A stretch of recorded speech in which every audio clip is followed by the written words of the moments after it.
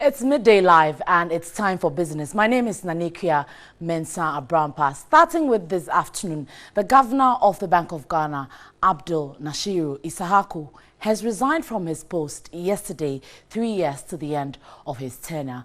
The governor attributed personal reasons for his resignation, but TV3 has gathered the government's policy direction is not in line with the ideals of the governor. We will be exploring into this particular one shortly.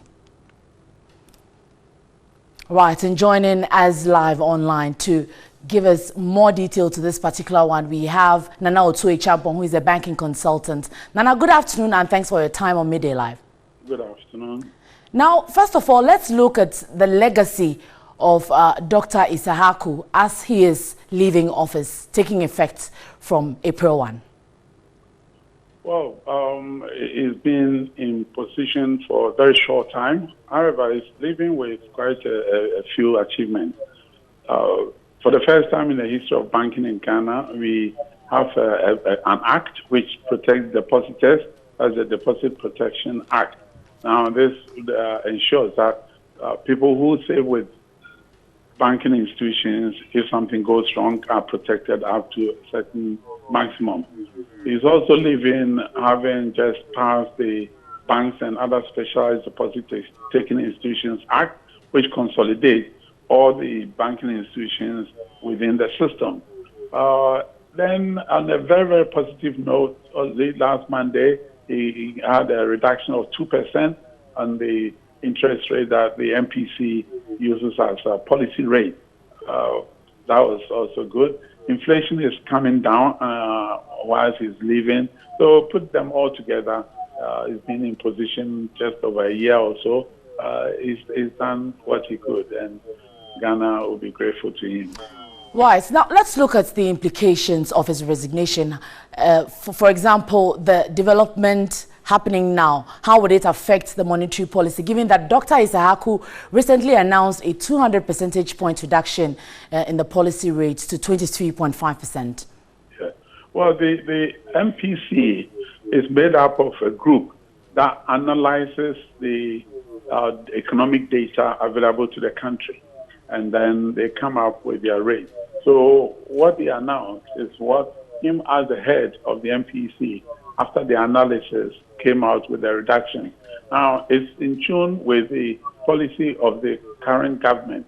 And so going forward, whoever comes takes over should be able to continue where he left off without any difficulty at all. Now, Nana, one major campaign promise of the NPP has been to create jobs using the private sector. How could a new governor help in achieving high employment, for instance? Yeah, you have to differentiate between the political ideologies and the central government. What the central government does is they are the head of the economic policies of the government. The government sets a broad outline, and then the central bank, through policies, try to achieve those guidelines. So whoever comes in power, it doesn't matter whether it's Isahaku or a new governor, as long as that person is in tune with the ideology of the government in power, they should be able to ride comfortably. So I think he will not be taking anything away for that matter. It will be left for whoever comes in power. Right. Now, finally, and talking about who is likely to come in power, there's been some speculations of Dr. Ernest Addison, who is the former head of research of BoG, speculations of he coming on board.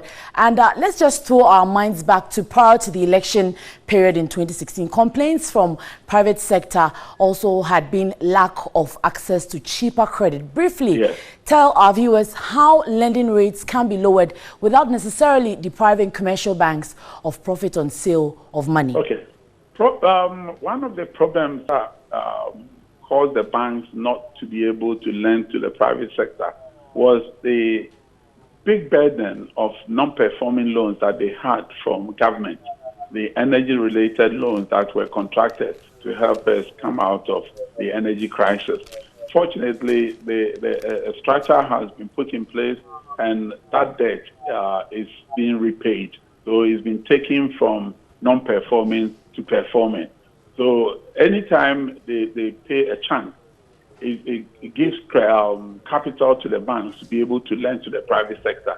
Now, another issue that the banks were unable to lend to the private sector was the fact that because of the energy crisis, quite a number of businesses collapsed, and they collapsed naturally with the loans still sitting in the books. Now, with the sufficiency of energy now, some of them are back on their feet. And so, again, if loans become cheaper, then they'll be able to borrow and continue in business, which will be good for the economy. Then they'll be able to engage more people in terms of employment.